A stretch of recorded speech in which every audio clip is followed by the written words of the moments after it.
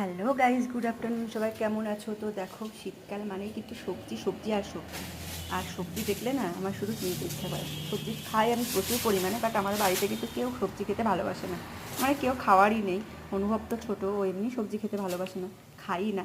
আমার শাশুড়িমাও কিন্তু সবজি খুব একটা খায় না, খুব কমই সবজি খায়। তো ও সবজি দেখলে শুধু কিনতে ইচ্ছা করে।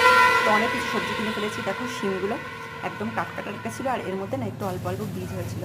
আর শিমের মধ্যে বীজ বীজ হলে না আমার খেতে খুব ভালো লাগে। মানে একটু বীজওয়ালা শিমগুলো আমার খেতে বেশি ভালো লাগে। তারপরে দেখো ছিল টমেটো, ছিল পাকা টমেটো। তারপরে ছিল লঙ্কা, লঙ্কাগুলো দেখো কেমন বেগুনি বেগুনি। আর ছিল দেখো ধনে পাতা, 10 টাকার এক গাদা ধনে পাতা দিয়ে দিয়েছে, অনেক ধনে পাতা হয়েছে আজকে। তো সবজির দাম কিন্তু কমে গেছে। আর শিমগুলো নিয়েছিল 20 টাকা 500, আর টমেটো 500 নিয়েছিল 20 টাকা। লঙ্কা হলো 10 টাকা করে শোয়া।